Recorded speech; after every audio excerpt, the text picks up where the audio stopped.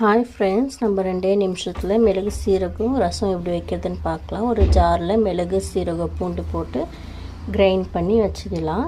ஒரு தட்டில் கருவேப்பிலை காஞ்ச மிளகா நம்ம கிரைண்ட் பண்ண வச்ச மிளகு சீரகம் பூண்டு, அப்புறம் புளி தண்ணி நம்ம கரைச்சி வச்சுக்கலாம். ஒரு பவுல் வச்சு அதில் எண்ணெய் ஊற்றி எண்ணெய் காஞ்ச உடனே கொஞ்சமாக கடுகு போட்டுக்கலாம்.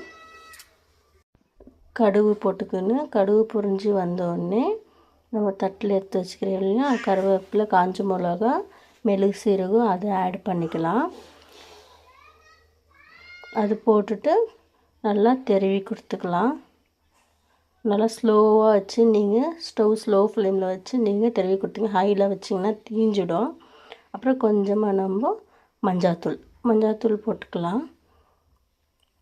மஞ்சாத்தூள் ஆட் பண்ணிக்கணுன்னே பெருங்காயமும் போட்டுக்கலாம். பெருங்காயம் ரொம்ப நல்லது உடம்புக்கு, ஜீரண சக்தி ஆகும். ப்ரெக்னென்ட் லேடி அவங்களுக்கு தினம் நீங்கள் ரசம் வச்சு குத்திங்கன்னா கூட சாப்பிட்ட பிறகு கொஞ்சமாக ஒரு கிளாஸில் ரசம் குடித்தாங்கனாக்கா நல்லா ஜீரண சக்தி ஆகும். மெல்லமாக நம்ம கிளறி குத்துக்கலாம். அப்புறம் கரைச்சி வச்சுருக்கிறோம் இல்லையா புளி தண்ணி, அந்த புளி தண்ணியை நம்ம அதில் ஆட் பண்ணிக்கலாம். அப்புறம் நல்லா கிளறி கொடுத்துட்டு நமக்கு எவ்வளோ உப்பு வேணுமோ அவ்வளோ உப்பு நம்ம அதில் போட்டுக்கலாம். கொஞ்சமாக போட்டுட்டு நல்லா கிளறி குத்தலாம்.